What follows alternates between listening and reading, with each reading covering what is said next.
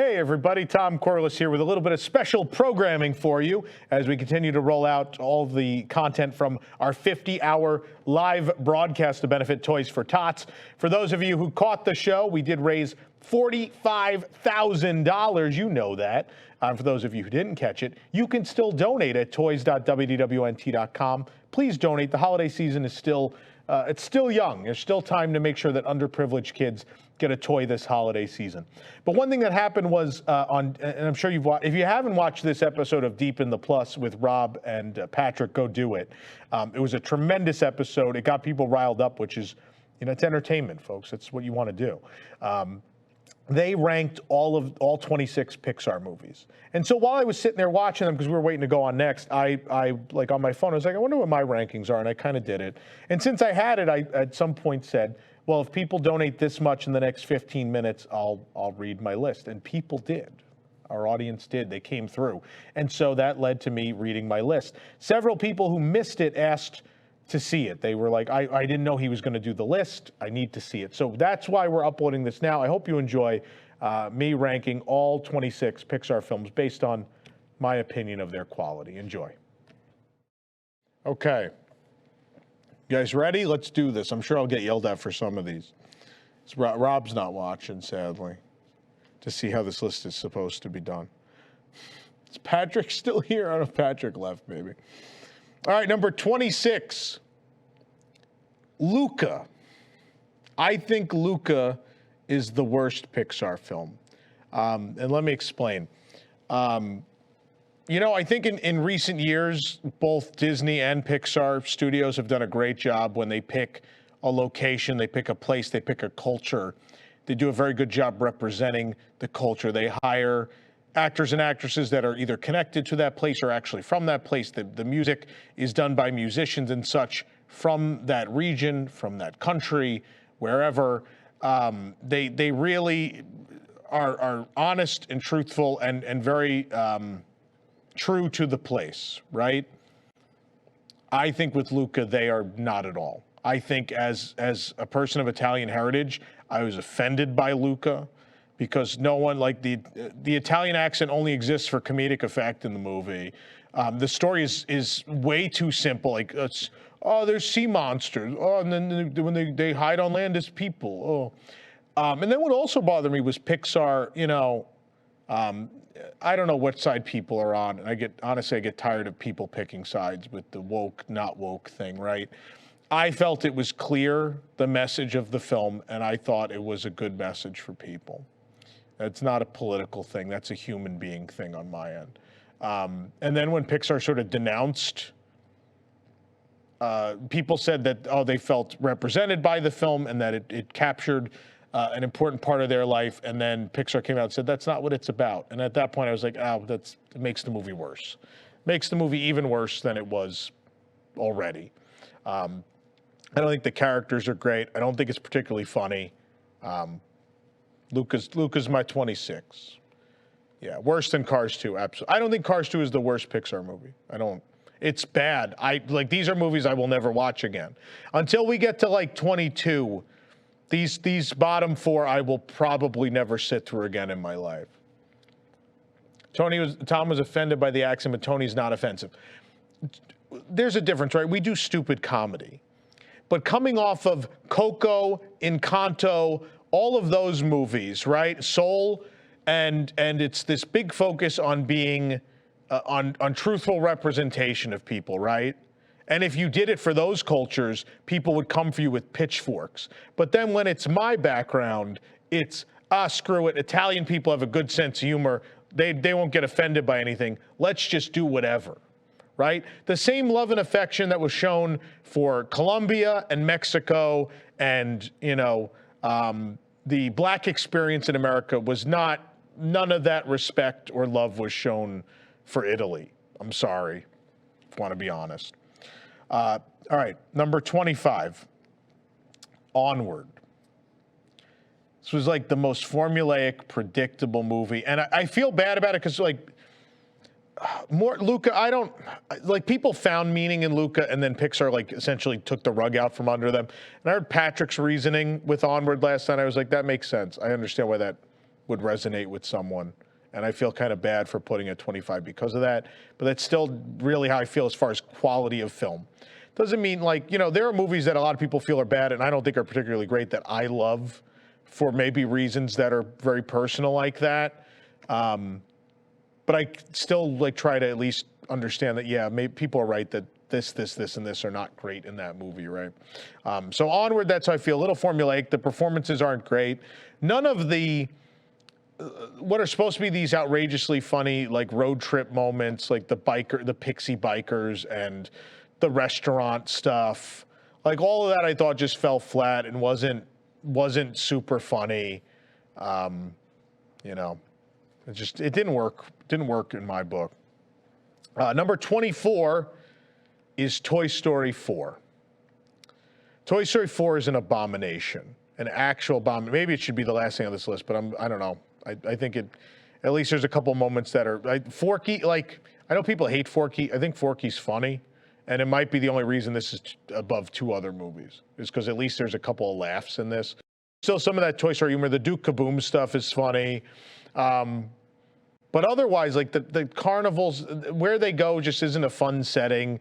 You left the characters in such a good place at 3, and you're just not happy with how anyone ends up at 4. You're not happy that, like, yeah, it's funny that she fell a plastic fork, and it's true that anything can be a toy to a kid, right? I get that point. I totally understand that.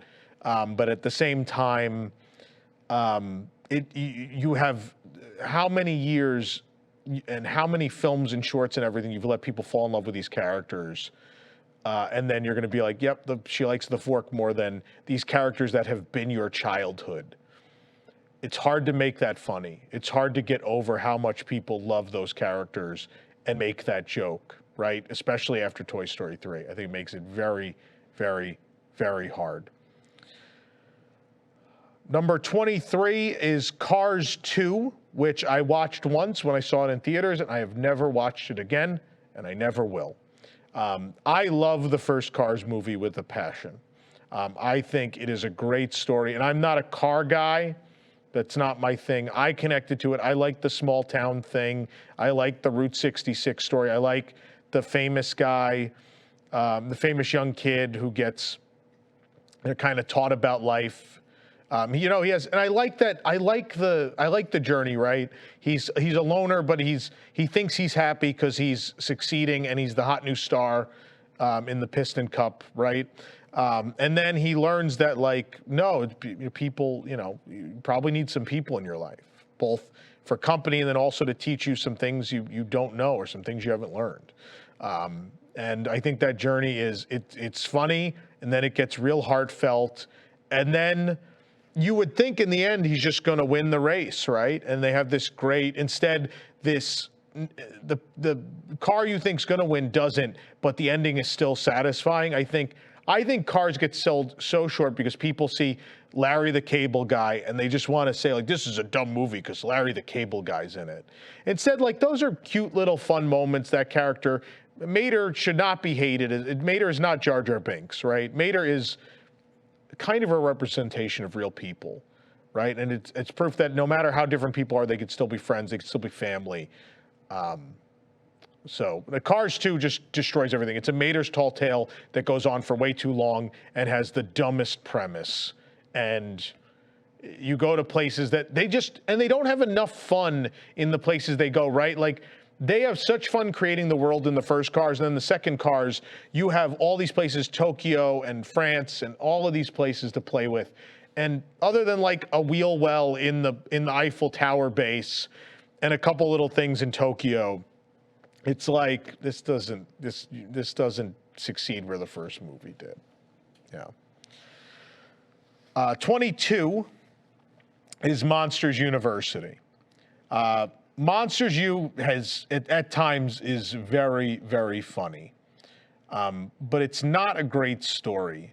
The ending leaves a lot to be desired, even though you know where the characters end up.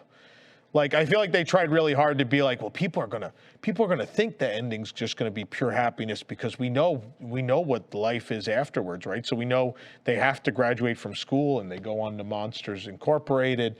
And they like went out of their way to be like, no, we got to have a weird ending so that people are like, oh, that's not what I expected. Okay, cool, fine. And I think that kills the movie a bit. It's a movie that didn't need to exist, right? Like, it's a fun idea of a monster college, but in the end, it just doesn't, I don't know. It doesn't capture the magic of those 80s, like, school movies, right? Whether it's Animal House or any of those. It doesn't quite capture that. So, yeah. 21, The Incredibles. I hate The Incredibles with a passion. I don't think they're particularly likable characters, right? I think the movie goes out of its way to make Syndrome so likable in that you kind of hope he wins. I kind of rooting for the kid. As like, the guy crushed his dreams, so the guy like was motivated to become super smart and do all this stuff, and I'm kind of rooting for him. The kids are so annoying the whole movie. The wife is kind of annoying. He's somewhat likable, but in the end, like, Frozone and Syndrome are the two most likable characters, and I don't think that's the intention of the movie. I don't know. Like, again, what did you? Like, music, Michael Giacchino, tremendous job. It's a great soundtrack, unbelievably great soundtrack. Visually, very cool looking movie, but otherwise, it doesn't do anything for me. I really just never want to watch it again. It's just, the characters are just so off-putting. I don't like Edna Mode either. I don't think Edna Mode's that funny. I think she's the Mater. I think Edna Mode is way worse than Mater. People need to rethink that. Let's step outside, get out of here. Number 20 is The Good Dinosaur. The Good Dinosaur is better than it probably should have been, given all the turmoil it went through. I think they saved it as much as they could. And it makes her a fine, cute movie, a fine, cute, forgettable movie. There's nothing necessarily wrong with it. It's just not the most compelling story. It's not the most interesting. It doesn't really capture those Westerns and things it tries to emulate. You know, the characters are okay. There's nothing truly maddening about that movie, but it exists. It exists. Number 19 is A Bug's Life. So from this point on, from Good Dinosaur on, these are movies I would watch again, and in some cases like things about. I really like A Bug's Life. I love the stuff in the parks. I will sit and watch A Bug's Life whenever, right? But it doesn't make it better than the other movies I'm going to mention. But I love these characters, Heimlich and Flick and Hopper, and there's so many likable, interesting characters. I love the circus characters, P.T. Flea and all of them. I love when he goes to the city. I love that representation. I love everything about the story is great. It's charming and funny and a good movie.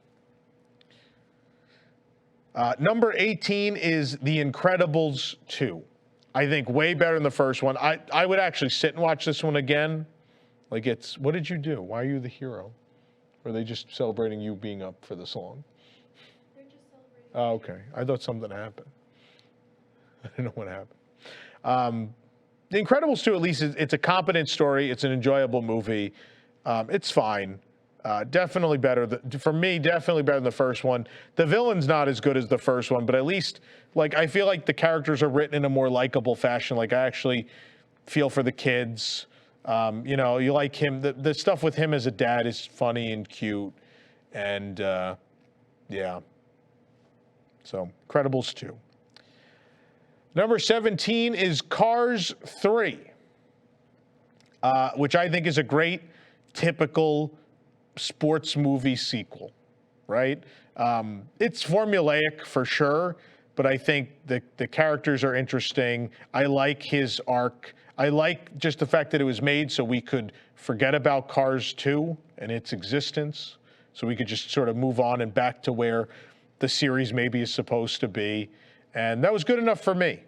That's all I wanted. I needed them to reset, right? And I feel like Cars 3 was a good reset.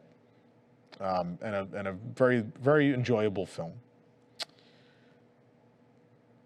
My number 16 is probably probably going to be weird for some people. I know people love this movie. People go gaga for this movie and think it's one of the greatest sequels ever made. My number 16 is Toy Story 2. I like, and I echo what Rob said last night, I like the whole collector aspect. It's like we made a movie about toys and what the life of a toy is with children. What is the life of a toy with the people that try to profiteer off of them, right? What is it like with, or not even people that just collect, right? What is the life of collecting, display, and what is that life versus, right? It's the life of, you know, the intent of a toy is supposed to be played with by a child, and sure, that could lead to you being destroyed, forgotten, all of these things. But on the other side, is it's so great to just not fulfill your purpose and be locked behind that glass, right? I love that aspect. But like, I don't know, there's some weird stuff. I think it gets a little crazy at times. I think the cone sequence is a bit much. The stuff with like Barbie and that in the store feels, at moments it still feels like that direct-to-home video movie they didn't make. And I think like the stuff in the store feels like that. I think the journey of the toys to find Woody isn't necessarily always great every moment along the way. And I don't know if I really think the end with the plane is that great of an ending. It's a good movie. I'd watch it again. It has its moments. Musically, it's got some good stuff too. But it's just my number 16. Number 15 for me is Soul. I think Soul looked like it was going to be like that Pixar movie like Inside Out, right? Where we're going to cry the whole movie and it's really going to hit me hard. And I'm you know, I expected that coming in. I know people are like, oh, we didn't get to see it in a theater, so you can't feel those things. I think when a movie tries to be that personal, my experience has always been, if I am alone and watching it at home, I am more able to relate and feel those emotions, right? I definitely feel that way with Inside Out. With Soul, I sat there and it's like, you get to the end and I'm like, I don't know if I'm supposed to feel something, but I don't. I don't feel anything for this message of this movie. I don't relate to this. I don't get it. Like the representation in New York is good. It's pretty real, which is nice to see. Pixar has made that turn over the years from, you know, more fantastical, kind of vague, real places to actual real places. And it's great that there's representation. I thought the cat stuff didn't work for me. The out-of-body cat stuff I thought was just kind of, I don't think the character design was great. Like you know, they made merchandise for Soul, and I'm just like, none of this screams like this is a plush I need to own. Like I bought the Soul cat, but like the regular version of the cat, Mr. Mittens or whatever his name is, I forget. Like I was like, it's not cute. It's kind of weird looking. I don't know how I feel about this.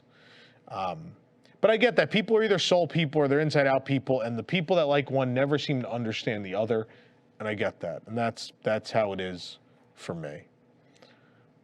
Number 14 is Brave. It's another one that has its moments, but like this daughter that doesn't want to be in an arranged marriage thing, mother turns into a bear, the kids turn into a bear. It all felt like it had been done before and things.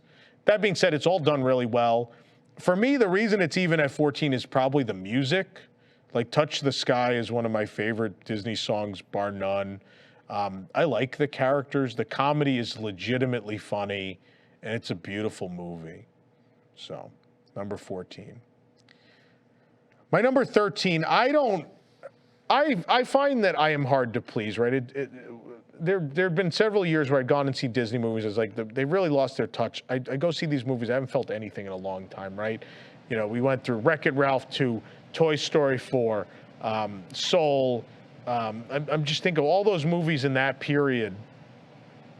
And it's like each one I just felt like they missed the mark somehow.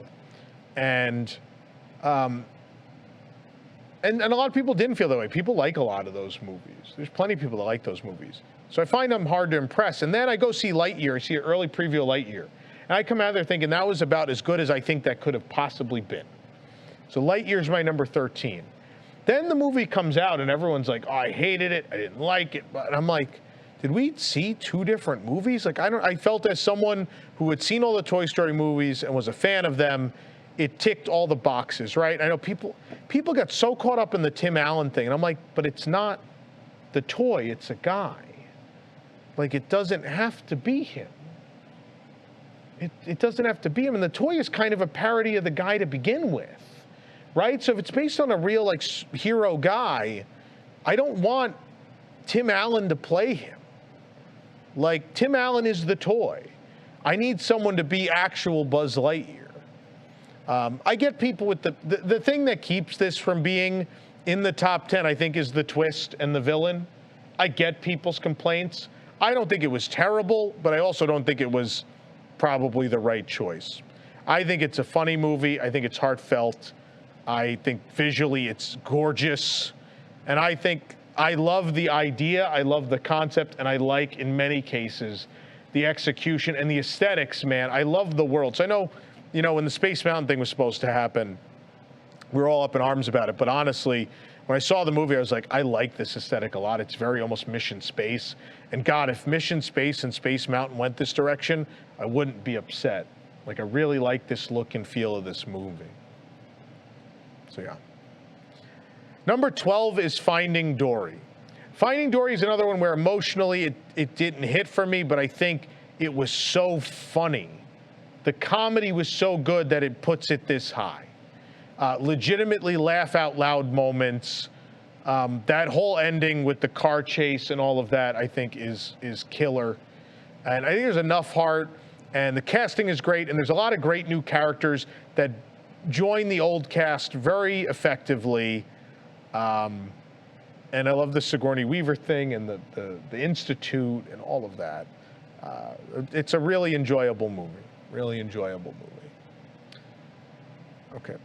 I didn't like how Lightyear went against Toy Story canon. I don't know there's canon for the toys. The Zurg toy is not, like, actually his father. It's just a joke about Star Wars, Desi. I don't know if you know that. Man, I'll mansplain it. That's how I'm coming across. Number 11 for me is Turning Red, which anyone will tell you leading up to that movie, when that movie was announced at Expo, I lost it. I was like, oh my God, they're making a movie about girls getting their first periods. This has got to be the funniest thing ever. And they're representing it by the girl she's awkward and she turns into a giant red panda. And I was like, this is a tremendous premise. I love this. And then they're like, it takes place in the 90s. I was like, absolutely. Yep. I'm all about it. This is great. And then I saw it, and again, I saw it at home because that's where we were. It wasn't in theaters. And I sat there and it ended and I go, that was great. That was a great movie. It was really funny. And even though this is a thing that is not meant for me in any way, I am not a woman. I have never been a young woman. None of that relates to me. I've never been Asian. I've never been any of those things, but the movie still spoke to me, right? And made the characters relatable. That's great writing. That's great writing when someone from walks of life that couldn't possibly fathom what this person life is like, what they're going through, when I can relate to that character, it's great. Turning Red's a great movie. All right, number 10. We're in the top 10 now. Number 10, the original Toy Story. This is here kind of out of respect. I mean, it is a great movie, right? It changed the industry. I think we were talking about this last night. The two most influential films of all time, and my apologies to my beloved Wizard of Oz and other movies like that. But Jurassic Park and Toy Story are, in the end, when the story of film is written, that's the most lasting legacy, is what computer animation in Jurassic Park and in a full animated movie did to the industry, right? Because people be like, oh, Snow White and the Seven Dwarfs. Snow White and the Seven Dwarfs created a business for Disney, right? It created a business for them to make feature-length cartoon movies. No one else was really doing it. No one else even tried until way later, right? In this case, everyone saw Jurassic Park and Toy Story and went, well, now we have to do that. We can't do anything else. This is the standard. Like, we literally can't do more hand-drawn animation. That we have to do this. We can't do claymation monsters. We have to do that. Like, that was it. Like, those two movies changed it to the point where it could never be the same again. And so Toy Story has to be there. And on top of that, not only did it change the industry technologically, it also was a great story, great characters, and became one of the most beloved film franchises of all time. Jaws created the blockbuster, but again, like, it's a big there'd been mechanical props before that. Like, Jaws, it doesn't take anything away from Wizard of Oz or Jaws or any Back to the Future or any of those things. It doesn't. But really, as far as overall impact on every movie, think about every movie that came out after, whether it was live action, animated, whatever, is impacted by those films. You can't say the same thing for Wizard of Oz or any of those other movies. They affected a lot, but they didn't affect every movie ever made from that point on, right? Number 9 is WALL-E. WALL-E would be in the top 5, if not number 1, if it didn't completely derail when they get to the spaceship. The first 30, 40 minutes of WALL-E are the best minutes of film ever produced. And I will fight anyone on that. Because the talent of making a movie, the idea of essentially somewhat making a silent film.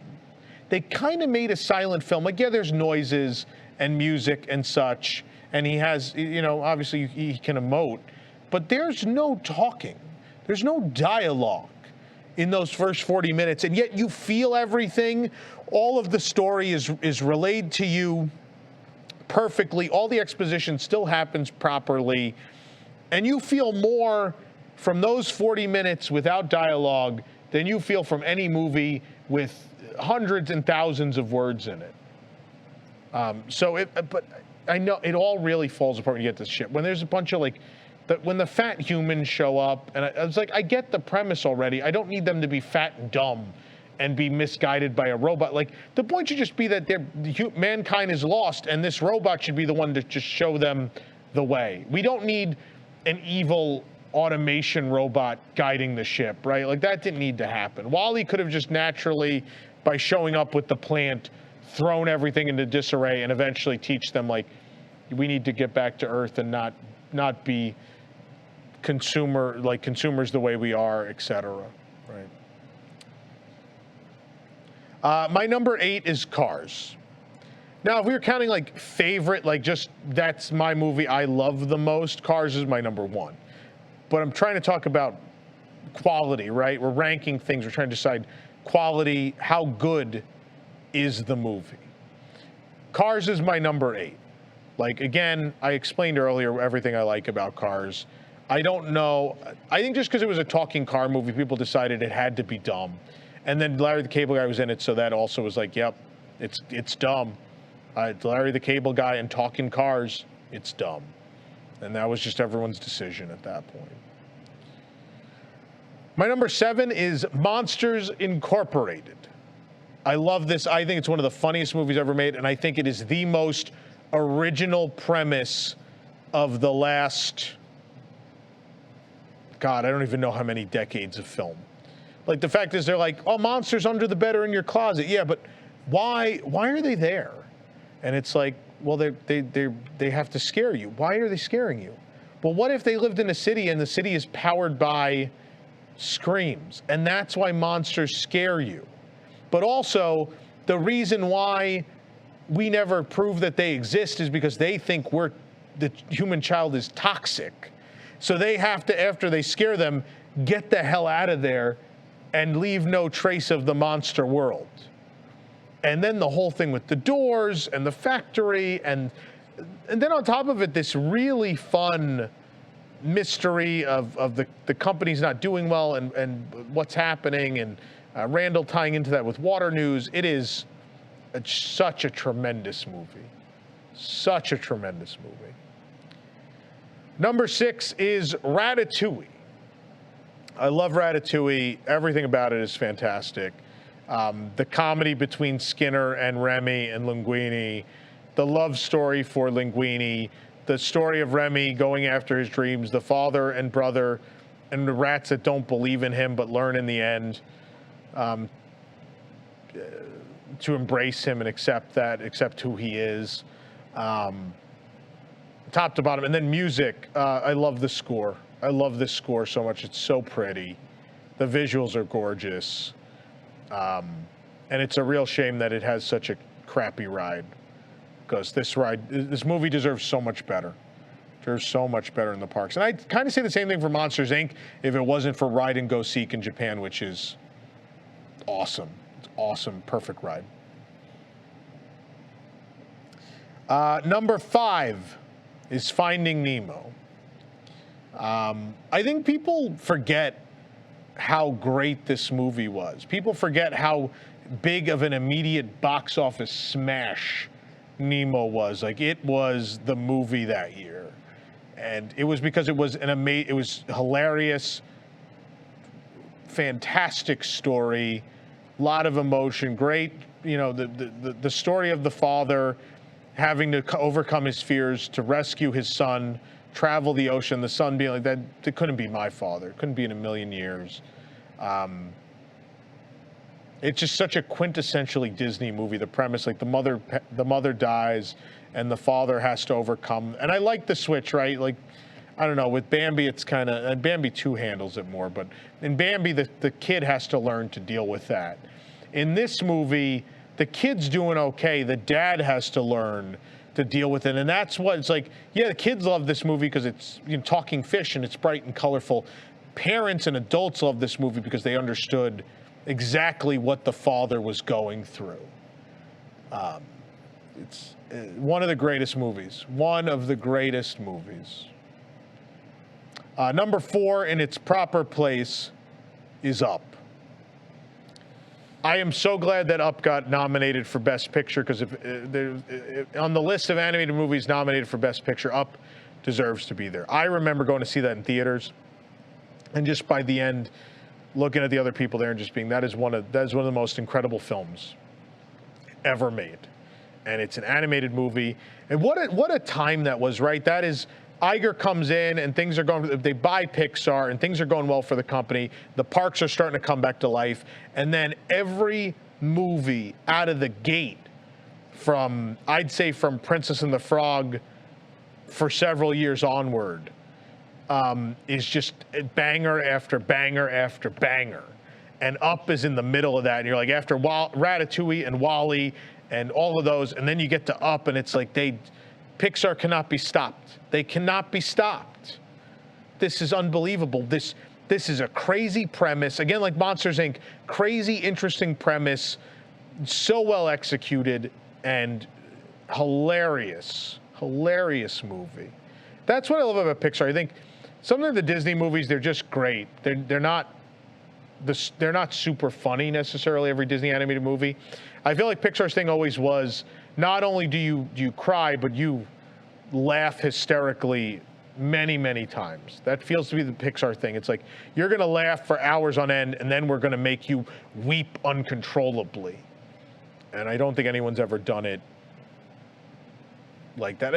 And, for Rob to be like, oh, well, the part where the wife dies makes me sad. The only reason you like the rest of the movie is because you know what the guy went through. Yes, you have to go through that. You have to go through that to make the rest of that movie as powerful as it is. The only reason, otherwise, Carl Fredricksen, is an asshole.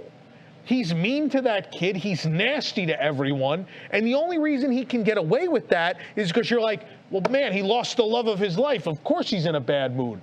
If you take that away, if she just left him, he is the most unlikable character of all time.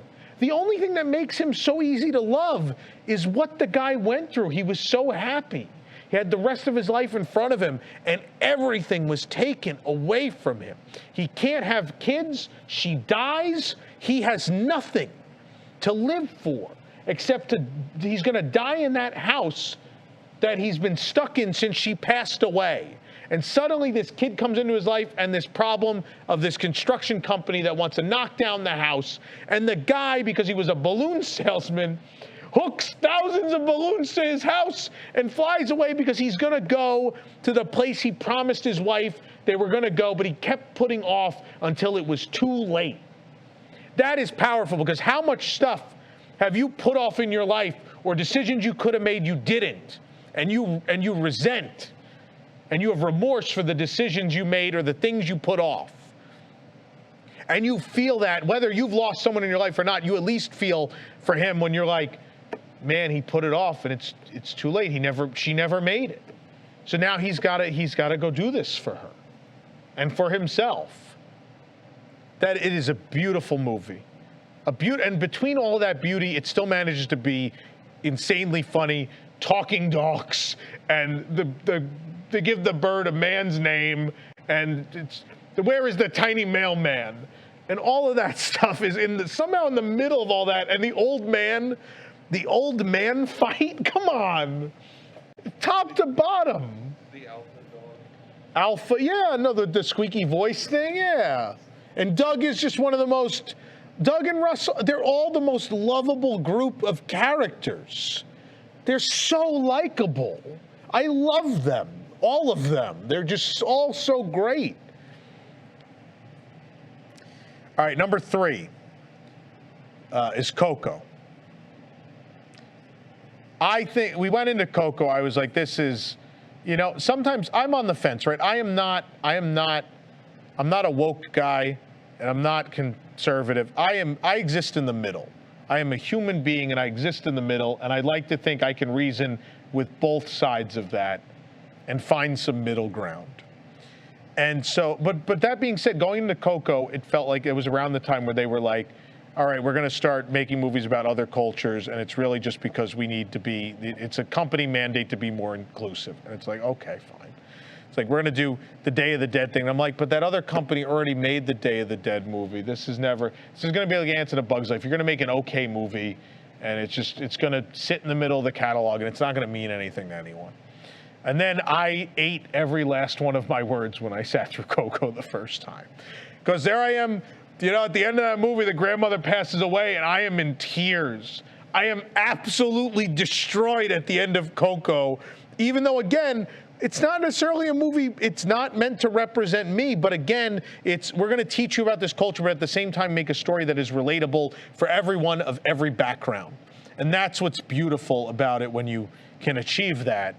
Coco does, and then bar none, of all the Pixar movies, the best soundtrack. The best soundtrack. That's why it's going in every nighttime show, and I'm not even mad about it. Can't even be mad about it, because every one of those songs is just unbelievably catchy. And, oh man, the villain's great, and it's again, super funny, super heartfelt. All the story points are where they need to be. It's great. It's great. All right, number 2 is Inside Out. So, like, I like the meme people made. They were like, what if Pixar movies? What if toys had feelings? What if cars had feelings? What if monsters had feelings? And it's like, and then the last one's like, what if feelings had feelings? And it's like, oh, yeah, okay. But Inside Out, I think, is a movie that touched me in the most incredible way. And some of it I know is most definitely where I was in my life at that time.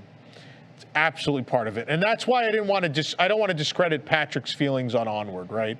Because I get that because of what I went through with Inside Out, where that moment in my life was, once you reach a certain point in your life, you realize like everything's not just happy and angry and sad, and that things are mixed. Things are not so clear cut. Life is difficult. And, even those happy memories can become bittersweet and hard to move past.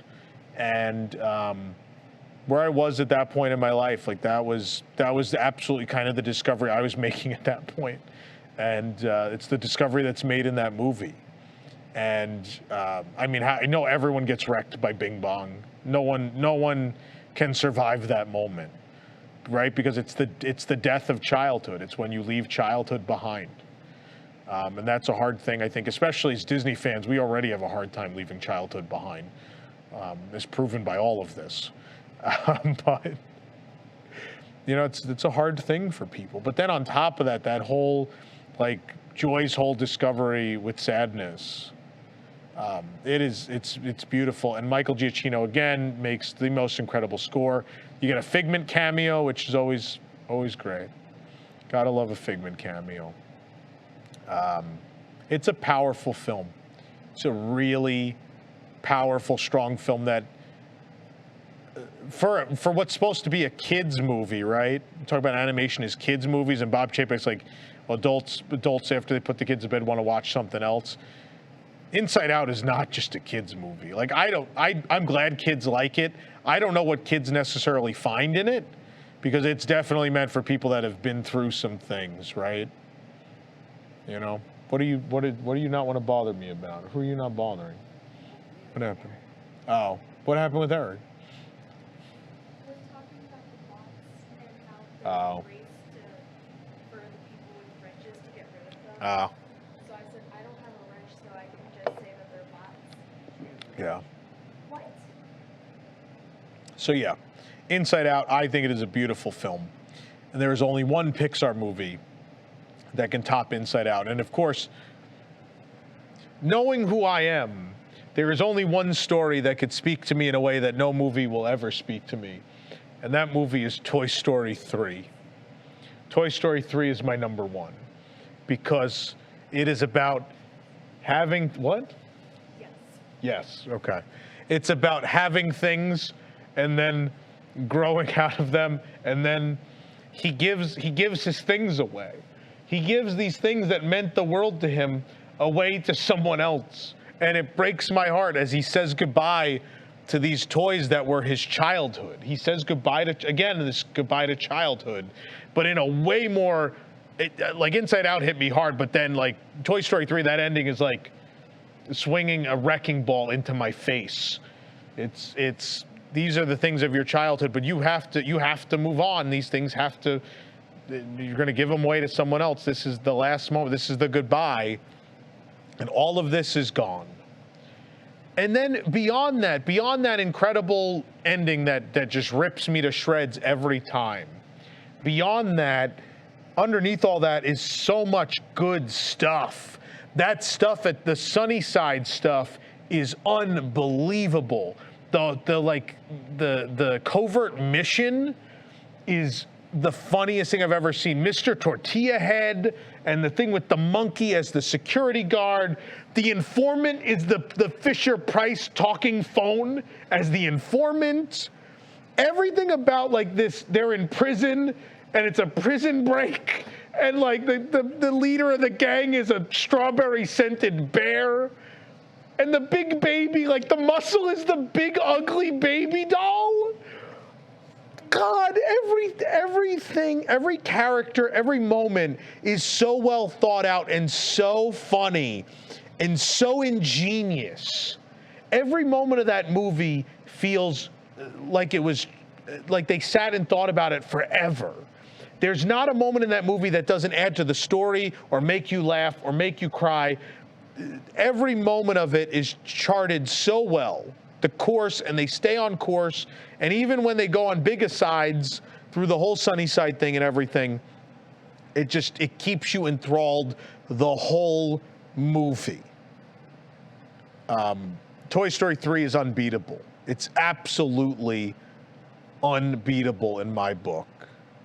I love it so much. And then that, and you think you know where they're going, right? And it felt like they were going to give you they still gave you the saddest ending ever, but they tease you with another really sad ending. And you're like, oh my God, they're going to kill them all.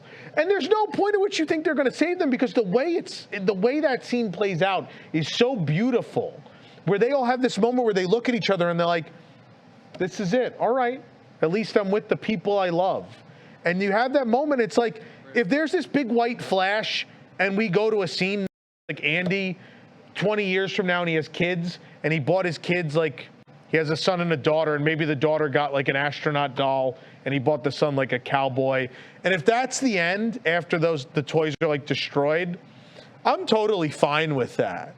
But then they saved them, at which point I was like, oh, they didn't actually do it. They didn't do it. But then they still find a way to just emotionally destroy you after that in a way that you almost didn't think was coming. And it's the mom, of course, for parents, it's the mom letting go of the kid and letting them go off to college, and be an adult. And then for someone slightly younger, I think it is that, you know, letting go of the things of childhood and those, you know, you have the memories, but you're letting go of these things that meant so much to you. But I was destroyed. Like when he gives his stuff away, I was decimated by him giving his things away, his most cherished things, to some girl that doesn't even appreciate them. Bonnie is the worst. She is the worst. I agree with Desi on that. I don't hate Forky. Forky's fine. It's not Forky's fault he was made. Bonnie made him. Don't hate the player, hate the game when it comes to Forky. That's my list. People are crying right now. I'm just explaining a movie. It's not doing anything. So it seems like the only one people did not like my ranking of Incredibles. Were there other ones people took exception to? Incredibles, I saw people were angry. People were real angry. I want to see the side-by-side with you and Patrick and I mean, I have it here. If we want to fill it in at some point, we can. I don't want to bother people. It's 12:30 at night. I'm not going to bother them. Bonnie is the worst. She's actually the worst. She's so unlikable. I don't think any kid even relates to Bonnie. The only good thing that came out of the Bonnie years, Bonnie is, it's right. I like Toy Story That Time Forgot and some of those of that era. Some of those shorts or the specials are very, very good. Good Dino should be higher. I like the good, like I said before, I like everything from Good Dinosaur up, I'd watch again. You know, Good Dinosaur is a gorgeous, it might be the prettiest of all of them, honestly. But it's kind of formulaic and it's blah at times. I like it a lot. In fact, I have a big stuffed Arlo dinosaur that I bought that's still in my apartment. I don't think I'll ever get rid of it. I just think it's such a cute character, and I like that character a lot. Literally crying over Tom's description about. I'm very passionate about Up. Very passionate about Up. Yeah. Yeah, that the whole reason I wrote this list is because when Rob listed Up, I was infuriated. I was like, he's like, I don't like the sad part. It's like, movies, that's the thing, right? Movies are not about what you want. That's not what a movie is. A movie, you are being taken on a journey. And the journey doesn't need to be what you want it to be. Right? There are a lot of moments in movies that hurt, right? That absolutely, totally hurts in Up, right? It's very sad. It's very sad. Like Toy Story 2, that hurt. That Jessie number, the song, When Somebody Loved Me, is, oh my God, destroys people. But it's a necessary part of the movie, right? It sets the tone for that heartbreak. It is hard to sit through, but that should not be held against how great the movie is because it makes you hurt. Movies, when they're at their best, make you feel things, whether that is joy or sorrow or anguish, whatever they make you feel. That's the intention. It's an art form.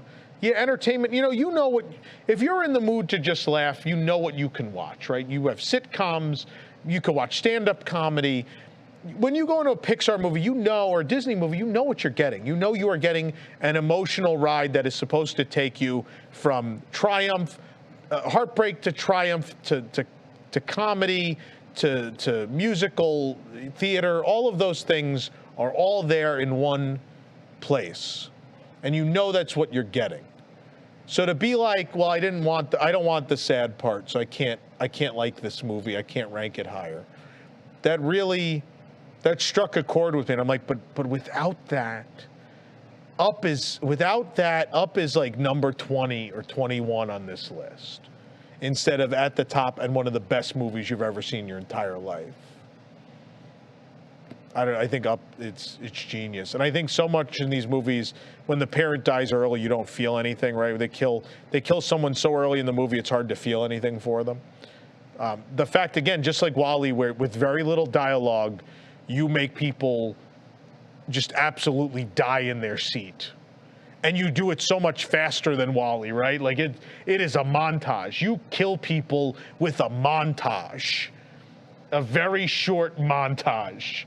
and people that don't even know who these characters, now you know them back and front, you know his anguish, you feel everything that man has ever felt in his life in just a few moments. That is art. That is absolutely art at its best. You have to have sadness in your life sometimes to truly appreciate the good things you do have. And like Walt Disney said, for every laugh there has to be a tear, right? It's true. It's absolutely true. It's what makes all of this. It's why we love Disney. I know people say dumb things on the internet about rooting for CEOs and blah, blah, blah. And this is such a special company, and it's so proven by what we have here at WDWNT, what the fandom has, and how we all feel, and how we all share that with our friends and family, these parks, the movies, all of these things. This company is worth fighting for because it is the most special company. I cannot imagine my life without all of this stuff. I could not, and I don't want to. And I know people are like consumerism and blah, blah, blah. And yeah, I know about the dark side of this whole thing and what it is, right? But I also know the artistic side and the emotional side. And I am willing to deal with the consumer side and the corporate America side to have the side I love, right?